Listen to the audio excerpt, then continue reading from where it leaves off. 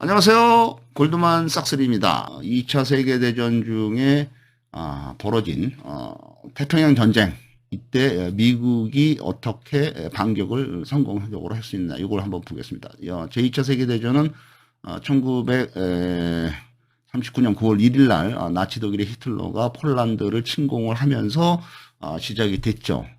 그 다음에 이제 그쪽은 이제 유럽 쪽이고, 이쪽 태평양 쪽에 동양 쪽을 볼 것 같으면은 일본이 이미 옛날부터 그 전쟁, 호전적인 국가로서 1910년에 이제 뭐 우리나라 대한민국은 이제 한일합방을 했지만은 일본이 그 이후에 1931년 2차 세계대전이 벌어지기 한 7년 전에 이미 만주를 먹었죠. 그래서 만주사변을 일으켜서 1931년에 이제 만주를 일본이 이제 지배를 했게 되고, 그 다음에 2차 세계대전이 1939년인데 그 2년 전인 1937년에 일본이 이미 중일전쟁을 일으켜서 그 중국 쪽에 중국을 이제 더 먹었죠. 그래서 중국의 이제 대부분 해안가를 중심으로 해서 중국을 이제 일본이 지배를 한 게 1937년에 중일전쟁입니다. 그 다음에 1939년에 이제 나치 독일이 2차 세계대전을 발발을 시키면서 1940년으로 절어가면서 나치 독일이 이제 유럽 전체라든가 북아프리카를 막 거의 다 먹고 이러면서 한참 잘 나가니까 전쟁 초기에 1, 2년 동안 이때 이제 나치 독일이 이제 이탈리아하고는 이제 같이 동맹을 맺어 추축국이 됐고, 이제 거기에 이제 일본도 합류를 해서 일본도 그 나치 독일의 그 추축국에 가입을 한 거죠. 그러면서 1940년이 지나고 그때 이제 1940년이 딱 되니까 유럽이 이제 상당히 이제 위험해지죠. 이때 이제 미국이 취한 입장은, 미국은 이제 그 태평양이라가 대서양 건너서 이제 외따로 있기 때문에 미국의 기본 입장은 우리는 전쟁에 관여를 안 한다. 그래서 이제 미국은 이제 중립을 지켰죠. 중립을 지켰지만은 나치 독일이 커지는 게 좀 불안하고, 그다음에 미국은 이제 원래 미국이라는 나라 자체가 영국 사람들이 대부분 와서 이제 만든 나라이기 때문에 그 영국이라든가 프랑스라든가 이런 그 유럽 쪽, 특히 영국이 이제 미국의 이제 근본이기 때문에 영국 쪽에 이제 호감을 갖고 있기 때문에 이제 미국은 이제 중립을 지키면서도 나치 독일이 더 커지는 거를 걱정을 하고 해서 미국이 이제 군사적으로는 대응을 안 했지만은 경제적으로 얘네들하고 동세를 시킨 거죠. 그래서 이제 미국이 독일이라든가 아니면은 일본에 대해서 경제적인 봉쇄 조치를 취한 거죠. 그래서 봉쇄 조치 일환으로서는 철강이라든가 아니면은 이제 석유를 이제 주지 않는 거죠. 그러니까 이제 전쟁을 하려면은 일단은 뭐 돈도 필요하지만은 그 돈 갖고서 철강이 있어야, 철강을 가지고 이제 뭐 배도 만들고 탱크, 비행기 이런 무기, 총 이런 걸 만드는 게 이제 철강이 있어야 되고, 그다음에 이제 뭐 배가 가든지 뭐 트럭이 가든지 비행기가 날아가든지 하려면은 이제 연료인 석유가 필요한데, 미국이 이제 그런 것들을 상당히 많이 이제 자원을 갖고 있지만은 그거를 안 주니까 일본은 이제 조그만 나라가 뭐 자원도 없고 그런 나라가 많은 전쟁을 수행하기 위해서는 그런 게 이제 절실히 부족하고 필요한 거죠. 그래서 일본은 이제 그때 이제 일본이 취한 조치는 안 되겠다. 미국이 그렇게 막으니까 또 동남아시아 저쪽에 인도 차이나 반도 또 동남아시아 쪽에서 거기를 이제 점령을 해야 되겠다. 왜냐하면 이쪽을 점령을 해야 그쪽에 이제 인도 차이나 반도 동남아시아 쪽에는 이제 석유라든가 뭐 기타 자원들이 나무라든가 이런 자원들이 많기 때문에 일본이 이제 인도 차이나를 공격을 하는데, 인도 차이나를 공격하려다 보니까 후방에서 또 태평양을 건너서 미국이 공격을 해오면 후방을 얻어맞으니까 먼저 미국을 좀 제압을 해야 되겠다. 그래서 이제 미국을 이제 공격을 한 게 1941년 12월 8일 날 하와이 진주만을 기습을 하게 된 겁니다. 이때 미국을 공격하기 전에 몇 달 전에 이미 일본은 말레이 반도 쪽으로 일단 공격을 하죠. 그러니까 남방 작전을 취해서 이쪽에 동남아시아 말레이 반도를 공격을 하면서도 미국을 이제 하와이를 쳐서 미국이 일본의 후방을 때리지 못하도록 조치를 한 게 1941년 12월 8일 날에 하와이 진주만 공습입니다. 근데 하와이 진주만 공습이 12월 8일 날 돼서 갑자기 기습을 했기 때문에 미국이 상당한 피해를 많이 보게 되죠. 그래서 이때 일본이 갑자기 공격을 했기 때문에 미국이 그 하와이에 주둔하고 있던 뭐 188척의 뭐 배도 침몰이 되고 많은 병사들도 죽고 많은 시설들이 파괴를 됐습니다. 그래서 이제 이날이 이제 미국은 치욕적인 날이다 해서 루즈벨트 대통령이 이제 1941년 12월 8일 날을 미국이 치욕의 날이다 이렇게 선포를 했습니다. 다행히도 이제 이때 미국의 이제 주력 항공모함들이 이제 저 항구에 정박을 하지 않고 태평양 한가운데 이제 정박을 했기 때문에 항공모함 피해가 없었다.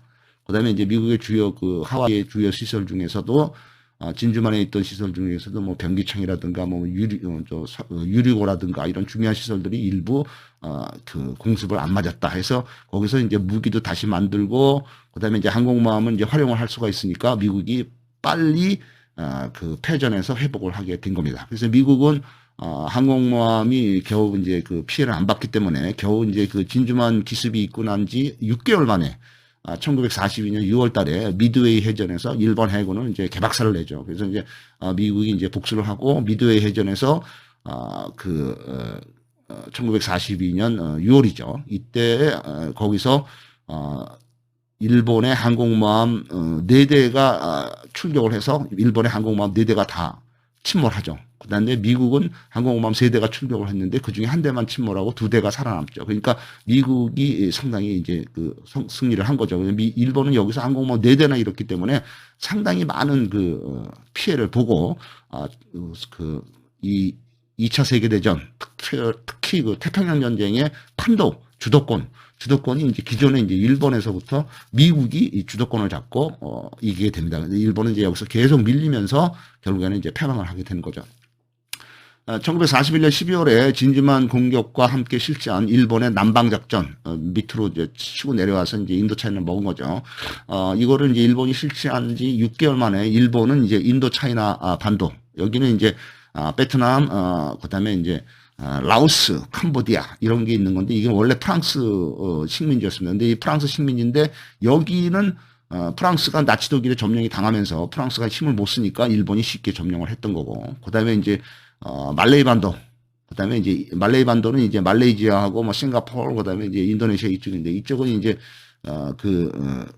네덜란드가 식민지였죠. 그래서 네덜란드도 이제 나치 독일에 점령당했으니까 여기도 이제 일본이 쉽게 먹을 수가 있었던 거고. 그다음에 이제 괌, 사이판 여기는 미국 땅이었죠. 근데 이것도 이제 일본이 점령을 했고.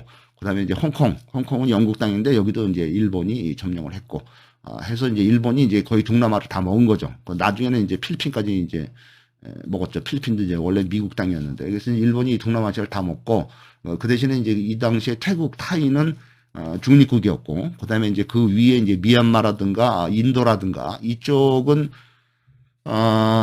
영국 통치하에 있었죠. 그 당시에 그래도 이제 영국은 아직 쌩쌩했기 때문에 이 영국 땅까지는 아직 공격을 못했고, 나중에 공격을 하지만은, 여기는 못했고, 나머지 이제 프랑스, 네덜란드, 그다음에 이제 이런 식민지들, 인도차이나 반도, 말레이 반도, 그다음에 괌, 사이판, 홍콩, 필리핀, 이거를 전부 이제 일본 놈들이 6개월 만에 다 이제 지배를 한 거죠. 하지만은 이제 진주만 공습이 있은 지 6개월 만인 1942년 6월에 하와이 북서쪽에 있는 미드웨이 해전에서 일본이 항공모함을 4대를 잃으면서 아주 획기적으로 일본의 군사력이 아주 약해지게 되겠습니다. 이제 중국과 인도 차이나 반도, 태평양 등 이런 일본은 너무 전선이 넓어. 일본이 이제, 나라도 작고 인구도 적죠. 일본이 지금 인구가 1억 명. 그다음 우리나라는 이제 남한이 한 5천만 명, 북한이 한 2천만 명 해서 우리나라 한 7천만 명 되는데 일본은 이제 인구가 1억. 그다음에 이제 미국 같은 경우는 이제 3억. 그러니까 이제 비교에 비교해서라도 3분의 1밖에 안 되는 인구. 그다음에 이제 땅덩어리도 작고. 그다음에 이게 다 보니까 이제 물자도 작고 돈도 작고 그러니까 모든 게 이제 작은 상태에서 전선이 너무 넓죠. 일본이 지배를 하고 있던 데가 만주, 중국, 동남아시아, 그다음에 이제 괌, 사이판, 섬들 이 엄청난 이 넓은 지역을 일본이 통치하기에는 역부족이다.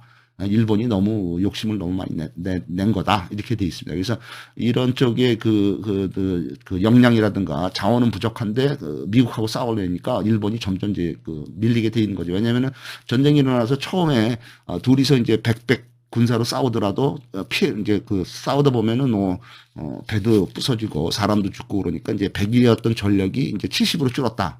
근데 일본은 그 뭐 사람도 보충하기도 보충할 사람도 별로 없고 그다음에 이제 공장도 뭐 별로 없어서 뭐 공장에서 들어온 것도 그러니까 70으로 줄었는데 아무리 보충을 해더라도 일본은 80밖에는 안 되는 거예요 전력이. 근데 미국은 100인데 70이 됐어도 본토에 미국 같은 나라는 이제 돈도 많고 경제적으로도 이제 좀 넉넉하고 공장들도 많고 사람들도 많으니까 사람도 막 데려다 쓰고 그다음에 뭐 공장에서 계속 뭐 비행기 탱크 막 찍어내서 막 계속 투입을 하니까 미국은 전력이 70으로 줄어도 금방 100으로 다시 확보를 해서 싸우니까 80, 100으로 싸우니까 결국은 이제 계속 일본이 이제 밀려나게 되는 거죠. 그래서 일본은 이제 모든 게 부족한 상태가 돼 있다 이렇게 돼 있습니다. 1942년 6월 달에 어떻든 이게 이제 미드웨이 해전 저 위쪽 미드웨이 해전 하와이 그 북서쪽에 미드웨이에서 이 저기 미 해군이 이겼지만은 이 6월 달에 이제 미국은 그 연합군 오스트레일리아가 이제 미국 편이죠. 근데 오스트레일리아는 이제 군사력이 약하기 때문에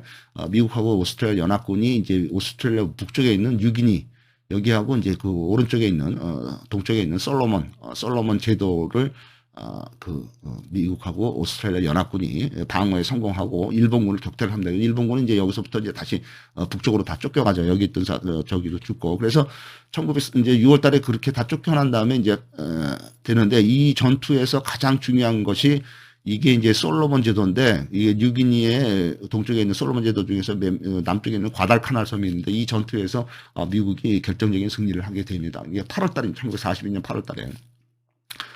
과달카날 섬에 건설 중인 일본군 비행장을 파괴를 하기 위해서 미국하고 그 오스트레일리아 연합군 16,000명의 보병이 투입이 돼서 여기를 점령을 합니다.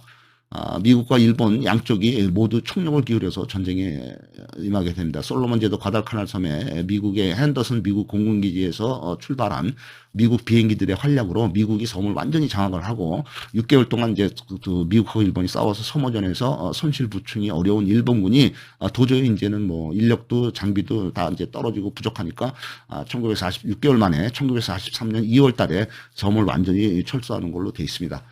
그 다음에 이제 일본군은 이제 점점 이제 일본 쪽으로 북쪽으로 올라가는 거죠. 그래서 이제 이 연합군은 이제 뉴기니의 북동쪽 해안으로 철수한 일본군 요새를 격파를 한 후에 여기 솔로몬 제도도 점령하고 뉴기니도 점령을 한 후에 그 다음에 이제 1944년 6월 드디어 이제 그 전쟁에 막바지 들어가죠. 그 북태평양의 마리아나 제도, 이 마리아나 제도에 이제 괌하고 사이판이 있는 거죠. 그래서 이 마리아나 제도에 있는 괌 사이판이 필리핀에서부터는 동쪽으로 2,400km, 그 다음에 이제 뉴기니 북쪽, 그 다음에 이제 일본 남쪽, 이 마리아나 제도의 괌과 사이판을 공격을 해서 미군이 점령을 하게 돼 있습니다.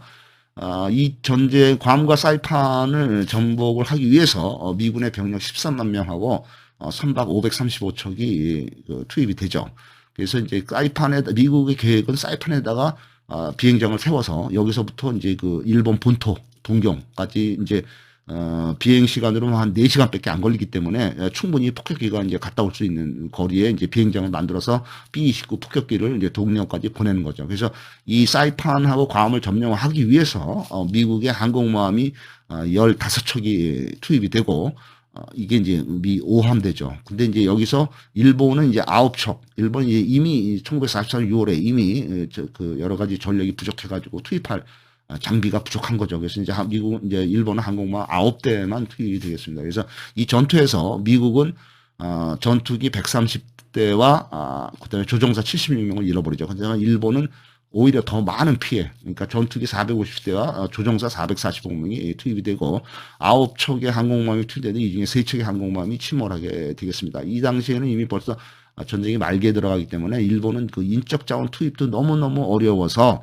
결국에는 비행기를 만들어서 비행기를 띄워서 전투를 해야 되는데 조종사들이 자꾸 죽고 보충이 안 되는 거예요. 그러니까 일본은 이제 조종사도 젊은 애들 뽑아가지고 한 달 교육을 시켜가지고 뭐 짧게 교육을 시켜서 비행기를 끌고 나니까 얘네들이 조종을 하고 전투를 할 때 좀 미숙하니까 뭐 예를 들어서 미국 같은 경우에 이제 전투기 조종사 경력이 오래된 사람들은 그냥 경력도 있고 전투 경험이 많으니까 뭐 요리조리 잘 피하고 뭐 어떤 노하우도 알고 이러니까 일본군 비행기하고 일본군의 젊은 조종사들이 많이 당하는 거죠.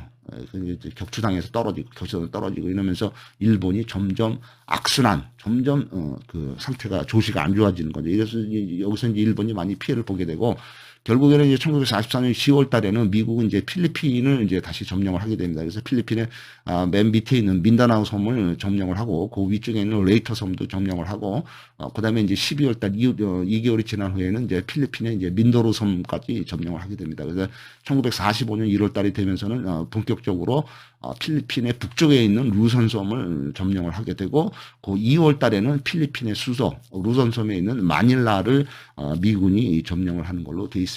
그래서 1945년 2월 달에 이제 벌써 필리핀은 이제 미국의 수중에 떨어진 거고 2월 달에 미국은 이제 그 북쪽에 일본 가까운 일본의 남쪽에 있는 오가사와라 제도를 공격을 하게 됩니다. 이 오가사와라 제도는 동경에서 불과 1000km밖에 안 떨어진 제도고 섬이 30개인데 이 중에서도 가장 남쪽에 있는 2호섬 이오지마 여기를 공격을 해서 한 달 만인 3월 달에 미군이 여기를 점령을 하게 됩니다. 전략적 요충지죠. 동경하고 1000km밖에 안 되니까.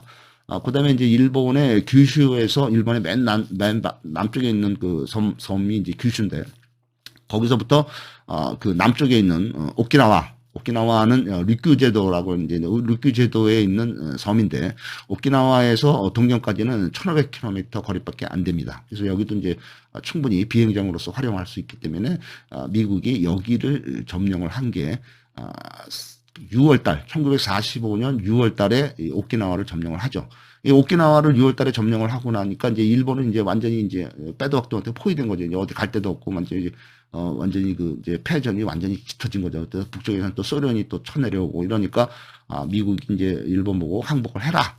근데 일본이 이제 6월 달인데 끝까지 항복을 안 하고 버티니까 이제 8월 달에 이제 미국이 이제 핵폭탄 2개를 이제 원자폭탄 2개를 이제 일본의 히로시마하고 나가사키에 터뜨려서 이제 일본이 이제 패망하게 된 것입니다.